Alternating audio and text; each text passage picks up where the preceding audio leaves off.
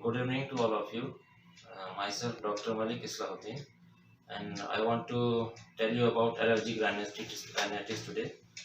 The word rhinitis refers to the inflammation of the nasal passage. The inflammation can cause a variety of annoying symptoms, including sneezing, itching, nasal congestion, runny nose, postnasal drip.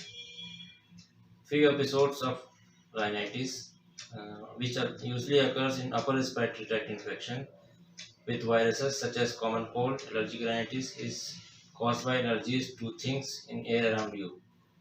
For many people, allergic rhinitis is a lifelong condition that waxes and wanes over the time. Fortunately, symptoms can usually be controlled with a combination of environmental measures, medications, and immunotherapy. Who gets allergic rhinitis? Allergic rhinitis affects approximately 20% of people of all ages. The risk of developing allergic rhinitis is much higher in people with asthma or eczema and in people who have a family history of asthma or allergic rhinitis. Allergic rhinitis can begin at any age, although most people first develop symptoms in childhood or young adulthood.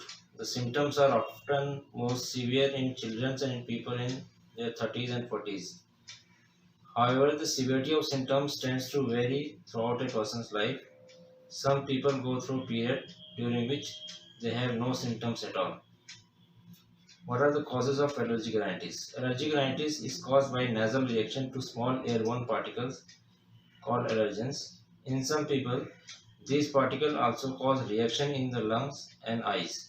The allergic reaction results from activation of two types of inflammatory cells in the body called mast cells and basophils. These cells produce natural chemicals such as histamines, which cause symptoms such as nasal congestion, itching, sneezing, and runny nose. Seasonal versus perennial allergic rhinitis. Allergic rhinitis can be seasonal. The allergens that most commonly cause seasonal allergic rhinitis includes pollens from trees, grasses, and weeds. The allergens that most commonly cause perennial allergic rhinitis are dust mites, cockroaches, animal dander, fungi, molds. What makes your symptom worse?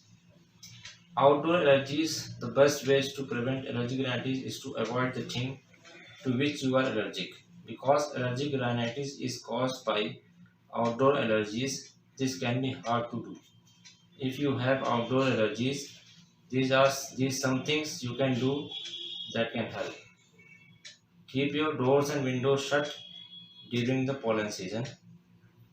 Use an air conditioner to cool your home instead of coolers and fans that bring in outside air. Consider pollen counts when planning outdoor activities. It may help to limit your outdoor activities when pollen and mold counts are at highest. Mold counts can vary throughout the day. Peak times are afternoon and early evening, ragweed, early midday, molds, sometime peak during warm, dry, windy afternoons. Other type occur at higher level during period of dampness and rain. Cover your mattress and box spring in zippered dust-proof encasings. Wash your pillows, sheets, blankets weekly in hot water. Dust mite will survive in lukewarm water. Do not keep any furry or feathered pets in your home. If you must keep the pet, try to keep it outdoors. If the pet comes indoor, make sure it stay out of your bedroom at all times. Many substances can irritate the nose, throat, or airways. Common irritants include smoke such as tobacco, smoke from wood burning stoves, kerosene stoves, fireplaces, aerosol spray, strong odors, dust, and air pollution. Reducing exposure to irritants can be very helpful. It is important that no one smokes in home or car. Avoid aerosol spray, perfume, strong cleaning products, and other odor sources in the home. Common signs and symptoms. Main signs and symptoms are in nose, watery nasal discharge, blocked nasal passages, sneezing, nasal itching, postnasal drip, loss of taste, facial pressure or pain. In eyes, itchy red eyes, a feeling of redness in the eyes, swelling and dark discoloration of the skin below the eyes.